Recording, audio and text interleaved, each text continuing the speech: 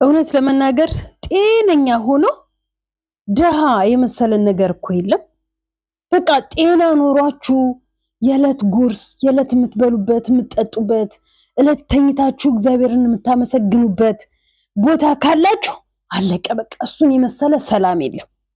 ሀብት ሲመጣ ይዞ የሚመጣው መዘዝ፣ ገንዘብ ሲመጣ ይዞ የሚመጣው ጣጣ፣ በሚገባው ገንዘብ ልክ በሚገባው ሀብት ልክ ያላችሁ የነገር ሸክም፣ የተንኮል ሸክም፣ የኃጢአት ሸክም አለቀ። ብዙ የሚያሳጣን ነገር አለ ገንዘብ ሲመጣ ሀብት ሲመጣ። በድህነት ግን በቃ በሰላም ወጥታችሁ ትገባላችሁ።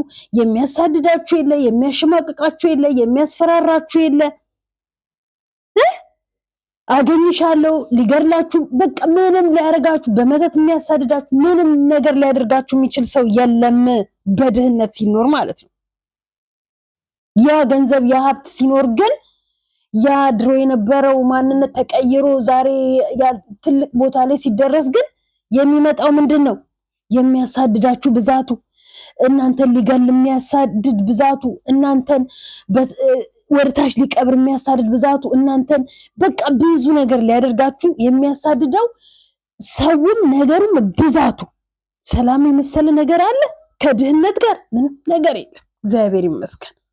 አንዳንዴ እግዚአብሔር የእውነት ለሚሰጣቸውም ለሚነሳቸውም እሱ በትክክል ስለሚያውቅ ነው። የሚሰጣቸውንም እየሰጣቸው ብዙ ዋጋ የሚያስከፍላቸው፣ የሚከለክላቸውንም እንደዛው በድህነት ውስጥ እያንከራተታቸው የነገ ዋጋቸውን ስለሚያውቅ ነው።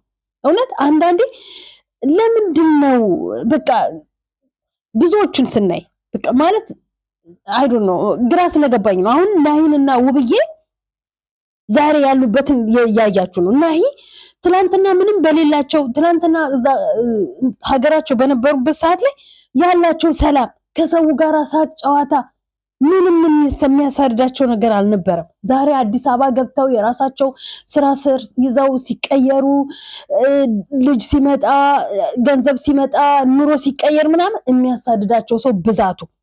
በአንድ ሰው እኮ ሰው ሊማር ይችላል። በአንድ ሰው ግን ለዛ ሰው ብለው ስንት ህይወታቸውን እየከፈሉ ያሉትን ነገር እያያችሁ ነው። ናሂ አንዴ ወደ ራሱ ሲመለስ ለሚስቱ ያለውን ፍቅር፣ ለሚስቱ ያለውን ያሳለፈችውን ዋጋ ሲናገር፣ ወደዛችኛዋ ሲሄድ ደግሞ ሐሳቡ ከዛችኛዋ ጋር ለምን እንዲያረክሽ ብሎ ከሚስቱ ጋር ግብ ሲፈጥር፣ ይሄ ሁሉ ምን ያመጣው ነው? አንደኛ ለሰዎች መልካም ነገር በማሰብ ለሰዎች ጥሩ ነገር አስቦ የራሱን ህይወት ትቶ ለሰዎች የሚኖረውን ህይወት አስተካክላለሁ ብሎ ከዛ ለሰዎች መልካም ነገር አስባለሁ ብሎ የሱ ህይወት ምስቅልቅሉ ወጣ ማለት። እንዳለችውም ራቅ ብላ ሄዳ ከዛ ከከተማ ከጫጫታ ከግርግር ወጣ፣ ከብዙ ሁካታዎች ወጣ፣ ግርግር የሌለበት በቃ እግዚአብሔርን ማመስገን የሚቻልበት ቦታ ላይ ብቻ ርጭ ያለበት ጫጫታ የሌለበት ቦታ ላይ ሆኖ ቤተክርስቲያን በር ላይ ሆኖ ለምን ቤተክርስቲያን አጥር ስራ አይሆንም? እግዚአብሔርን ሲለመን ወደ ራስ ይመለሳል። ትላንትና ብዙ የረሳቸው ነገሮች ሊያስታውስ ይችላል። ወደ ራሱ ሲመለስ ውብዬን ያላትን ስላለው ስላሳለፈ ሁሉ ነገር ይሄ ሁሉ ምንድን ነው? ያቺ መርዝ ያደረገችበት ነገር። እነዛ ብዙ ዋጋ ሰጥሻለሁም ብለው ዋጋ ያስከፈሏት ብዙ መርዞች ናቸው። እነዚህ ሁሉ ዛሬ እያስደረገው ያለው ማለት ነው። ሲለው እሷን ለምን አሳሰርሻት? እርጉዝ እኮ ናት። ምን አረገችሽ? ከኔ ልታርቂያት ነው? ወዳታለሁ እኮ ይላል። እሷን ደግሞ ሲረሳና በቃ በአጠቃላይ የተደረገበት ነገር ራሱን እንዳይሆን ራሱን እንዳያስታውስ ከዚችም ከዛችም እያለ ህይወቱ እንዲመሰቃቀል፣ ይሄ ሁሉ ምንድን ነው? የሰው ተንኮል፣ የሰው መርዝነት ማለት ነው። አስባችሁታል? ሰው የዚህን ያህል ክፋት ከሄደ እግዚአብሔር ታዲያ ለምን ሀብት ለምን አይሰጠንም ብለን ገንዘብ ለምን አይሰጠንም ብለን እንሟገታለን ከእግዚአብሔር ጋር? እግዚአብሔር ይመስገን ጤናህን፣ ከሰዎች ጋር ሰላምን፣ ፍቅርን ሰተኝ ባለችኝ በድህነት አቅሜ ደስተኛ ሆኜ እንድኖር ስላደረከኝ እግዚአብሔር ይመስገን ብለን እግዚአብሔርን እናመስግነው ባለችን ነገር ማለት ነው። ብዙዎቻችን ይሄኔ ለምን እነሱ የደረሱበት አልደረስንም?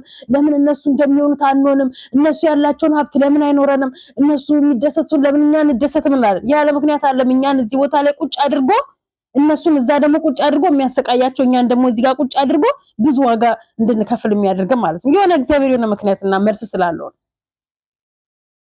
በድህነታችን ኩርት ዝንት ጽድት ብለን የምንኖር ማለት ነው። አንዲት ልብስ ካለችን ያቺን ልብስ ጥብ አድርገን ያቺን ልብስ በስርዓት አድርገን ይዘን ወተን እንገባለን። የማነች ስሟንና የእንትናን ተመልከቱ። ማነች ስሟ እና ተመልከቷቸው ደግሞ አላዛርንና ትንሱን እየሄዱ ያሉበትን ደረጃ ደግሞ አስቧቸው። ትላንትና በውጭ ላይ በነበሩበት ሰዓት ላይ የነበራቸው ፍቅር፣ ትላንትና ትዳር ሳይመሰርቱ ሽምግልና ሳይገባ የነበራቸው ፍቅር በተለያየ ነገርም ቢሆን ማለት ነው። ዛሬ ትዳር ውስጥ ከገቡ በኋላ ደግሞ የነበረውን ምስቅልቅልነት ተመልከቱ። እያየን ያለነውን ምስቅልቅልነት ተመልከቱ። እናታቸው የት እንዳለች አይታወቅም። ቤተሰቦቹ ቤት ሄደ፣ ቤተሰቦቹ ቤት ሲሄድ እህት ወንድሞቹና ሰራተኛዋ ሳትቀር ወጡ። ይሄ ሁሉ በእናንተ ምክንያት ነው ብለው ለምን እዚህ ደረጃ ላይ እንዲህ አይነት ነገር መቼም እርግጠኛ ነኝ ፕራንክ ነው ወይ ድራማ ነው ብላችሁ ልትሉን አትችሉ። እዚህ ደረጃ መቼም የሰው ልጅ ሚዲያ ላይ መጥቶ እንዲህ ደም እንባ እያነባ ፕራንክ የለም። ደም እንባ እያነባ የማይሆን መልእክት ደብዳቤ ለልጁ አስቀምጦ ጠፍቶ ፕራንክ ነው የለም። ይሄ ሁሉ ምንድነው የመጣው?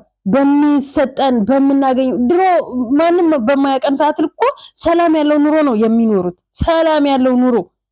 ይሄ ዩቲዩብ ከመጣ ገንዘብ ከገባ በኋላ ግን ሁሉም ሰላሙ እየተበጠበጠ ህይወቱም እየተናጋ ነው እየሄደ ያለው ማለት ነው።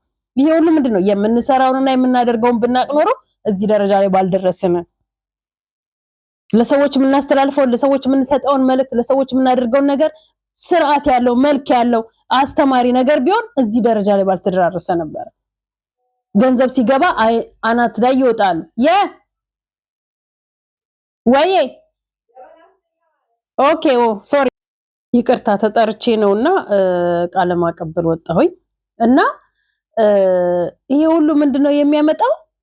ገንዘብና እውቅና ነው። ብዙዎቻችን እያሰከረ የሰውን ህይወት እንድንበጠብጥ የሚያደርገው፣ ብዙዎቻችን እያሰከረ ህይወታችንን እያመሰቃቀለ ያለው ይሄ ሁሉ ምንድነው? ገንዘብ እውቅና የሚያመጣው ነገር ማለት ነው። በዛችሁ በድህነት ውስጥ ግን ብንኖር ኖሮ ምንም የሚመጣብን ነገር የለም። ሰው እኮ ይሰራል፣ ይለወጣል። የማናቃቸው ሚዲያ ላይ የማናቃቸው ብዙ ባለሀብቶች አሉ። ለምን የነሱ ህይወት አይመሰቃቀልም? እኝ ስለማይሉ አለው ስለማይሉ ነው። በድብቅ ነው የሰው ልጅ እኮ የሚለወጠው። በድብቅ ህይወትን ይመራል የሰው ልጅ። በድብቅ ህይወቱን ትልቅ ቦታ ላይ ያደርሳል። እኛ ግን አሁን ከስር የምንወጣ ሰዎች በቃ ድህነትን መከራውን አብልተን ወደ ሀብት ማማው ስንወጣ ያ የሀብት ምንጭ እንዴት እንደመጣ ያወቅን የሚያደርገንና የምንሆነውን እናጣለን ማለት ነው። ያ ነው አሁን ብዙዎችን እያመሰቃቀላቸው ያለው። በቤት ላይ ቤት ሲገዛ፣ በመኪና ላይ መኪና፣ በልብስ ላይ ልብስ ሲደረብ፣ በምግብ ላይ ምግብ ሲደራረብ፣ ድሮ ሆድ የሌላቸው ዛሬ ቦርጭ ሲነፋቸው፣ ድሮ ከሲታ የነበሩ ዛሬ ምንድነው ጠብደል ሲሆኑ፣ ያ ምንድነው እዩኝ ይመጣል። በቃ እዩኝ ደግሞ በኋላ ደብቁኝ ያመጣል ማለት ነው። አሁን የሆነ ትላንትናና ዛሬ የሆነ እንደነ ጆሲ 27 ላይና ሄሉ ጋር የመጣ ከቱርክ ነው መሰለኝ አንድ የመጣ ልጅ አለ። ሄሉን አፍቅሮ ይሁን የምሩን ይሁን እየተጃጃለ ባናቅም አማርኛም ያወራል ሐረብኛም ያወራል ማለት ነው። መጥቶ ሄሉን አፈቅርሻለሁ አላት። ሄሉ ደግሞ አልፈልግም ብላ አንዷ ደግሞ በፕራንክ ስር አፈቅርሃለሁኝ ብላ ጠራችሁ። ድድብና የጅልነቷ ጅልነት ከቱርክ የመጣውን ኢትዮጵያ የመጣውን ሰው ፓስፖርቱን ቀደደች። ይሄ ራሱ ምንድነው? አንደኛ ሴቶችን ማሰደብ ነው፣ ሁለተኛ ሀገሪቷን ማሰደብ ነው። ነገር ሳይገባቸው ሳይሰለጥኑ ይመጡና በቃ ለመታየት በቃ ገንዘብ መስራት የሆነ ሰው ላይ ከታየች የሆነ የምታገኘው ነገር ያለ እስከሚመስላት ድረስ ማለት ነው። ወይም ደግሞ በሚዲያ ባል የሚገኝ እየመሰላቸው በሚዲያ ፍቅረኛና ወንድ የሚገኝ እየመሰላቸው ራሳቸው ሚዲያ ላይ ያሳያሉ። የሚያደርጉትን ግን አያውቁትም። የሰው ህይወት ማመሰቃቃል። ፓስፖርቱ ተቀደደ። አሁን እሱ የሚያደርገውን የሚሆነውን ግራ ገባው ማለት ነው። ይሄ ሁሉ ምንድን ነው የመጣው? የሴቶቻችን መዝቀጥ፣ የዩቲዩበሮቻችን መዝቀጥ ነው ይሄንን ያመጣው ማለት ነው። ስለዚህ እያንዳንዳችን የምናደርገውና የምንሰራውን እያሰብን እንሂድ፣ እንስራ። አለቀ። ገንዘብን እናገኛለን፣ እውቅና እናገኛለን ብለን ህይወታችንን እያመሰቃቀልን ነው፣ የሰዎችንም ህይወት እያመሰቃቀልን ነው ያለነው። የሰለጠነ ጊዜ ነው ብለን ህይወታችንን እየሰገጠጠ ህይወት እያደረግነው ነው ያለነው። መሰልጠን ማለት ደግሞ እንዲህ ከሆነ እድሜ ልኬን ሳልሰለጠን ዝቅጥ ብዬ ብኖር ይቀለኛል። አይገርማችሁም? ለማንኛውም ጠብቁኝ።